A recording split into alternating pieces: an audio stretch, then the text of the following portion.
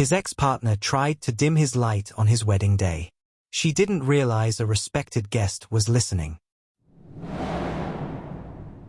The late afternoon sun streamed through the tall windows of the reception hall, casting a warm, golden glow over the tables laden with flowers and glittering place settings. The air buzzed with celebratory chatter, the clinking of glasses, and the soft strains of a live band.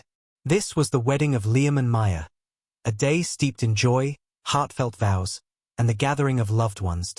Liam adjusted the lapel of his suit jacket, a sense of calm joy settling over him as he looked around. He looked happy, grounded, present, the kind of presence that didn't demand attention, but earned quiet respect. His dark hair was neatly styled, the lines of his suit clean and classic. He wasn't here for drama, just to get married and celebrate. Or at least that's what he told himself. Chloe had been a complicated guest to invite. A friend from their shared past social circle. She had texted months ago, said she wanted to bury the hatchet, be civil. Liam, always one to hope for the best, agreed. Moving on is important. He thought maybe this was that. But as he saw her making her way to their table for the toasts, joining a small group of mutual acquaintances already laughing loudly, he knew he'd walked into something else. When the microphone was passed around for friends' toasts, Chloe stepped forward, champagne glass in hand. She stood just long enough to catch Liam's eye with an overfamiliar smirk. "Liam," she began, her voice carrying slightly. "Didn't think you'd ever settle down?" A few scattered laughs. He paused but smiled politely. "Happy to prove you wrong, Chloe." She gestured vaguely towards him. "So, everyone, this is Liam. We shared a few years. He's doing that, artisanal carpentry stuff now, right?"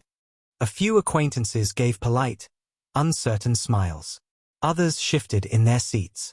Liam sat back straight, his smile still in place. "Sustainable custom furniture and small-scale development," he said evenly. "Right. Custom sheds, I think?" Chloe chuckled, waving off the correction. "He's got this whole, hands-on thing going. Building things, I suppose. Or whatever the latest buzzword for not getting a real degree is." More laughter from her group, louder this time. It wasn't booming, but it was loud enough to make heads turn at nearby tables. Liam reached for his water glass. He didn't flinch. He'd navigated her particular brand of passive aggression before. The toasts continued, but Chloe's had set a tone. She kept weaving subtle digs back into general well-wishes, masked as fond memories, sly comments about his lack of a proper career path when they were together, how he always followed his heart instead of his head. He once spent months restoring an old boat instead of taking a stable job, she said, shaking her head performatively. Guess he was more married to the project than, well, you know. Her friends laughed again. Liam gave a tight smile, his fingers curled beneath the napkin on his lap, and still he said nothing. What Chloe didn't know was how much he had built since their time. He'd gone through his own private period of doubt and hard work, rebuilt his life and his sense of worth from the ground up, piece by piece, without seeking anyone's approval. He had learned that his silence in the face of her judgment was no longer hurt. It was the quiet confidence of someone who was secure in his path. But someone else at the wedding had noticed. At a table not far from theirs, seated with quiet dignity, was a man whose presence wasn't loud, but commanded immediate respect. His name was Mr. Arthur Harrington, the Mr. Harrington, retired architect, city planner, renowned for his integrity and the beautiful, functional spaces he had designed throughout the city. Half the people in that room considered it an honor that he was there. The other half felt a little starstruck. He'd been quietly listening for 15 minutes. When the official toasts concluded, and the background music resumed, Chloe offered Liam a final, overly sweet smile. "Anyway, congratulations, Liam. So happy for you. Really. Hope you build something substantial." It was the final, patronizing cut. Liam blinked once. His mouth parted slightly, a dignified response forming. But he never got the chance to speak because Mr. Arthur Harrington rose slowly from his seat and made his way over, leaning on his cane. Chloe and her group fell silent, looking apprehensive. Mr. Harrington stopped beside Liam's chair, placing one hand gently on his shoulder. "My dear boy," he said, his voice gravelly but clear, audible to several surrounding tables. "I didn't mean to intrude on your moment. But I couldn't help but overhear some remarks." He looked directly at Chloe and her group. "And I just wanted to say, Liam, the restoration of the old community center? The work you did on the neglected Docklands revitalization project? It was masterful. Truly inspired. Chloe blinked, looking bewildered. "Mr. Harrington? Forgive me. I didn't realize you knew Liam's work." Mr. Harrington smiled, a kind, knowing smile that reached his eyes. "I've followed Liam's projects for the past 3 years. He doesn't seek headlines, but his impact is profound. He's one of the most honest, skilled, and substantial builders I've ever encountered." He turned his gaze back to Liam, warm and deliberate. "Frankly, Liam, I thought you'd be far too busy building things that truly matter for wedding festivities. Must be Maya's lucky day. Chloe paled. One of her friends nudged her, whispering frantically, "That's the Arthur Harrington." Mr. Harrington nodded once towards Liam, a subtle gesture of respect. "We should connect next week. I'm starting a new heritage building preservation foundation, and I think your insight would be invaluable." And with that, he gave Liam's shoulder a final squeeze and moved gracefully back towards the main tables, the weight of the moment leaving a palpable silence behind him. Liam placed his napkin gently on the table. Then he looked Chloe in the eye, his smile gone, his expression calm but resolute. "True value isn't measured in buzzwords, Chloe. It's built with integrity, piece by piece. Some people just can't see it." He turned and walked towards Maya, who was waiting for him, a look of pride and understanding on her face. Word spreads fast at weddings, faster than canapés disappear, faster than old grudges resurface. By the next morning, Liam's phone was already buzzing. Quietly at first, a text from a cousin who had seen the exchange, a polite email from a distant relative who had been at a nearby table, then a flurry. People were talking, not just about the beautiful wedding, but about the esteemed guest who had spoken up, and more importantly, about the man she had championed. Mr. Arthur Harrington wasn't just a respected figure. He was a seal of authenticity. Where he offered praise, people listened.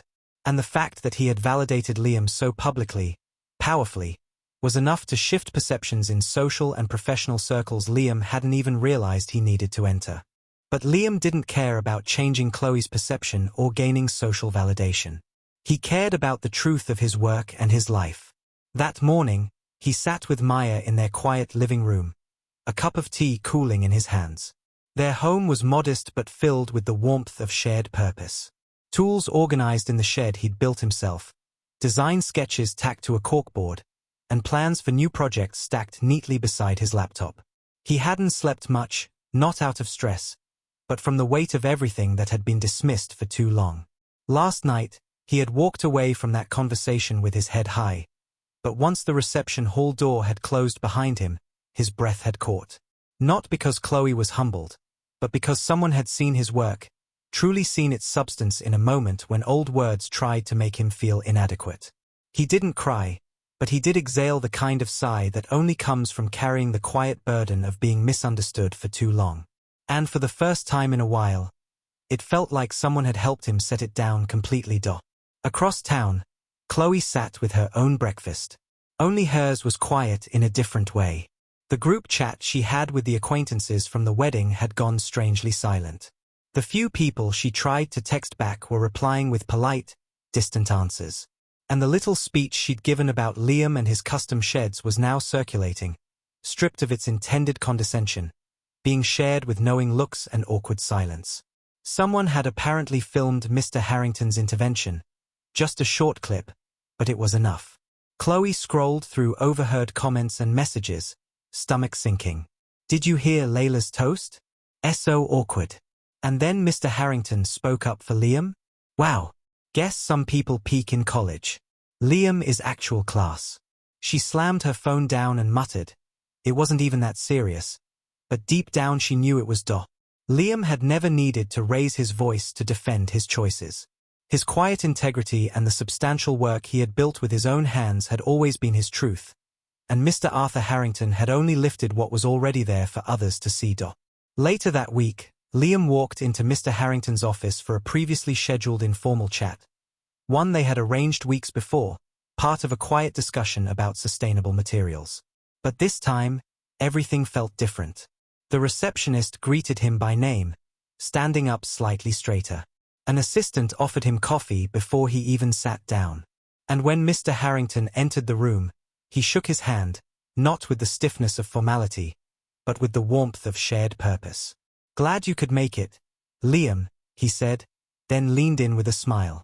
"Sorry if I stole your thunder the other day." He raised an eyebrow.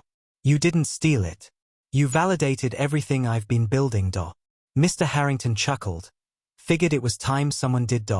They sat, talked architecture, reviewed plans, but somewhere between blueprints and timber joints, Mr. Harrington paused. "You know," he said, "I've worked with a lot of builders. But you, Liam, you work with a kind of soul. You don't just construct things. You build meaning. Liam looked down, touched, then met his gaze. "Thank you," he said. "But truthfully, I've been building in silence for a long time. People don't always see the foundation. Mr. Harrington nodded. "They're seeing it now. That night, Liam walked home beneath the soft amber of street lights. The city pulsed around him, alive with a rhythm he'd once tried so hard to match through conventional means. Changing majors, applying for corporate jobs, feeling inadequate because his passion didn't fit expected molds. But not anymore. Now he moved differently. Not because Mr. Harrington had spoken his name at his wedding, but because he had earned that moment long before anyone else recognized it. Because he had stayed steady in his craft when it would have been easier to give up. Because he had let his quiet work speak until someone powerful decided to amplify it. And because sometimes the most powerful redemption doesn't come from external validation. It comes from realizing your own worth was always the most solid structure. By the following week, Liam's inbox was full. But it wasn't just full of job offers related to Harrington's foundation. It was full of inquiries about collaborations, requests for quotes on significant projects, and even apologetic messages. Some came from old contacts who once questioned his career path. Some came from people who hadn't returned his calls for months, now writing as if they'd always believed in his work. And one short, awkward, and typed entirely in lowercase came from Chloe. "Hey, I didn't mean for it to come out like that. Hope things are good with you. Congrats on everything. He didn't respond.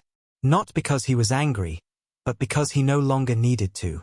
The thing about building in silence is that by the time they notice, you've already laid the groundwork for something far beyond their reach.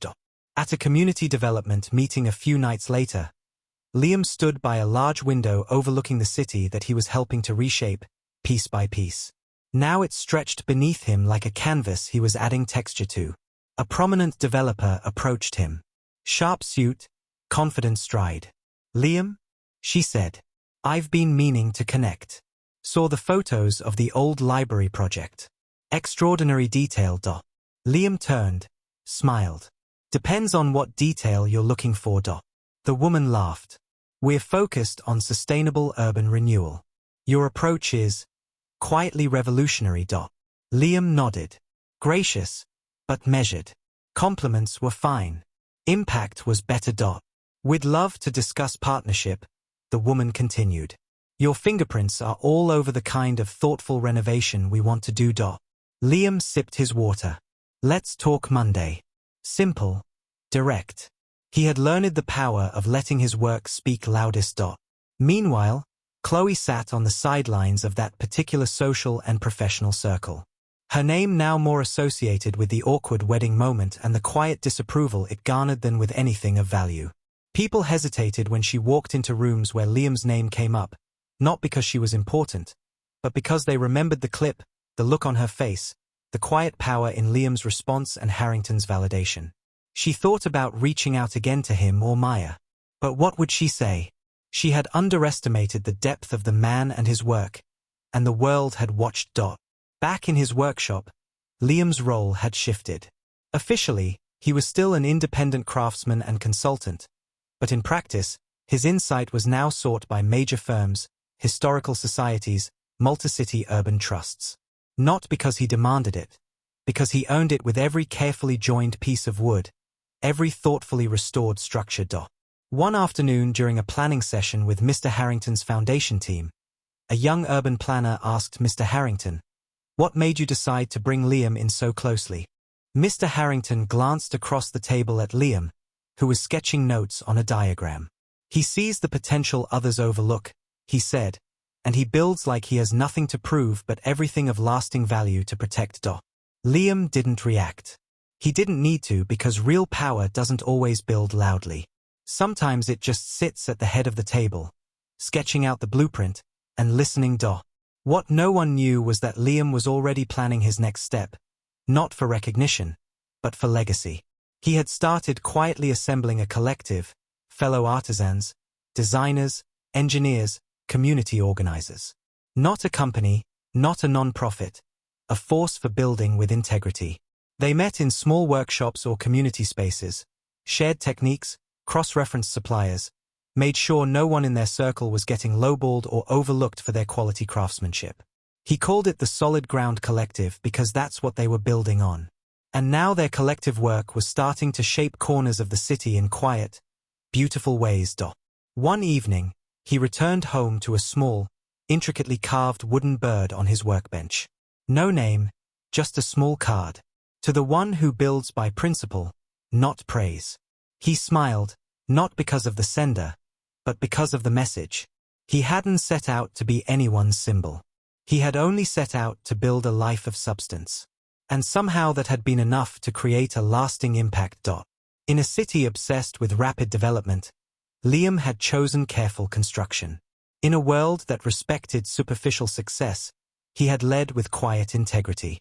And while others were chasing visibility, he was busy becoming unforgettable, built to last. Not everyone celebrated his rise. When a craftsman commands respect through depth instead of noise, some don't know whether to admire him or try to exploit him. That became clear one morning when Liam received an invitation to speak at a local business summit hosted by a man named Mark Jenkins. Mark had suddenly become very active in his inbox.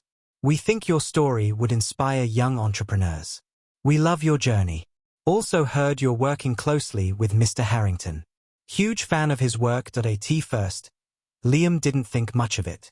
These kinds of requests were becoming common, but something about the tone felt off, too eager, too focused on the connections. So, he did his homework. Turns out Mark had previously made headlines, not for supporting genuine businesses, but for promoting schemes and taking credit for others' initiatives. There were quiet complaints buried in online forums. A few former associates had spoken up about how ideas were repackaged, credit misdirected. Liam had heard enough of those stories in his field to recognize the pattern. Still, he didn't react. He responded, "Thank you for the invitation. I would be happy to consider. Could you please share the list of other confirmed speakers and what tangible support this summit provides for local artisans and small businesses?" He replied vaguely, something about fostering authentic craft, future sustainability, and name-dropping a few key members of the Solid Ground Collective. Mark's enthusiastic reply confirmed it for him. He wasn't being asked to speak because they believed in his mission. He was being used as leverage, as clout, as a shiny piece of evidence they could parade around, proof that they supported local talent, even if the foundation was hollow. And Liam, he didn't lend his name to hollow ventures. A few days later, Mark followed up again, now more urgently. "Hey, Liam, just confirming your bio for the program. We're printing soon."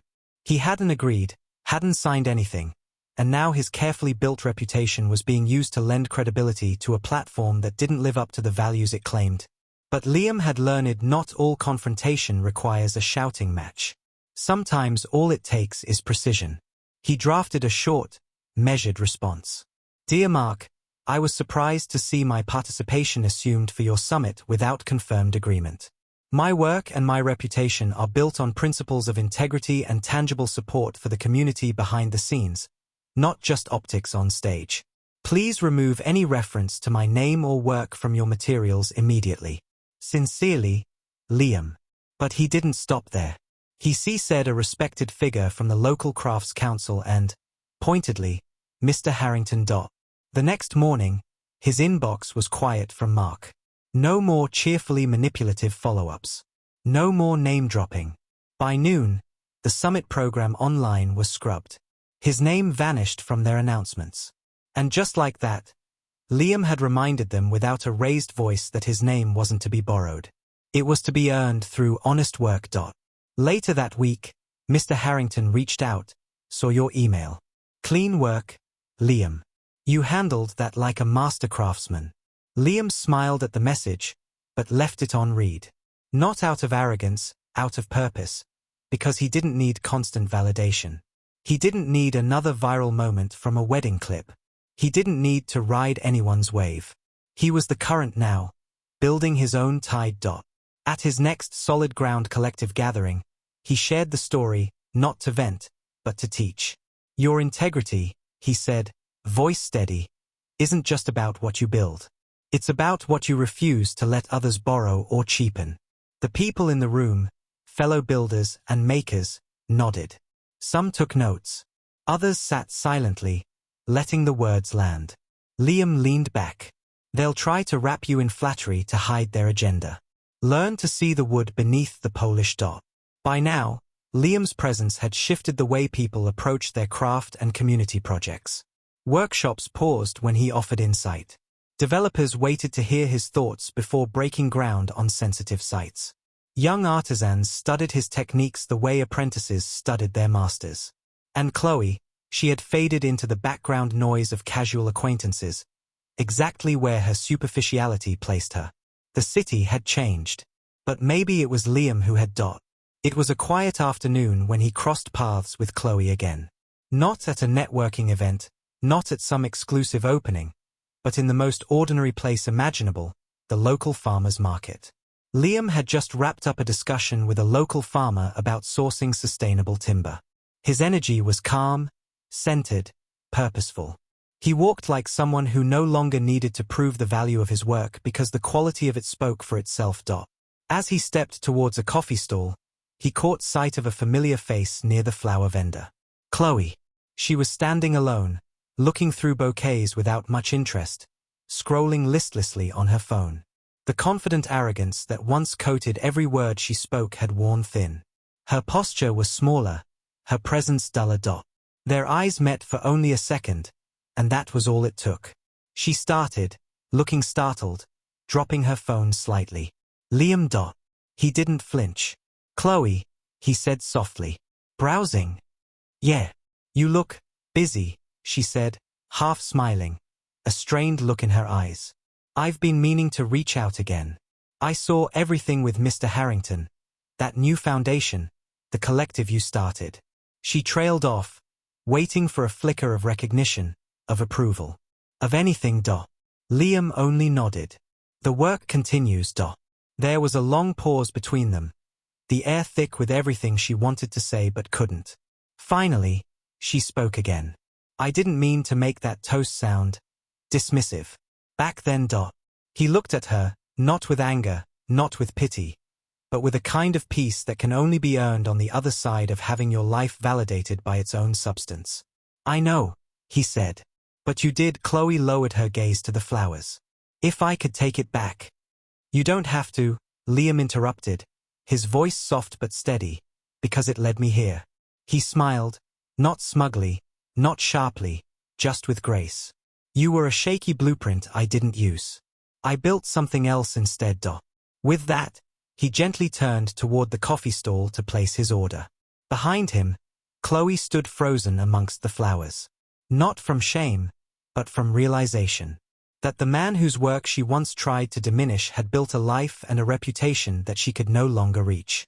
Not because he had climbed some ladder, but because he had finally built something on a foundation she couldn't even comprehend. As Liam stepped back onto the path, carrying his coffee, the sun caught the subtle shine of his wedding ring, and an older woman selling fresh bread smiled at him. Liam, isn't it? She said warmly. My grandson is getting into woodworking. He follows your online tutorials. You've inspired him more than you know. Liam thanked her, exchanged a few kind words about encouraging passion, then moved along with the steady rhythm of the market. He didn't need to look back. The world was already watching the quiet, substantial things he was building.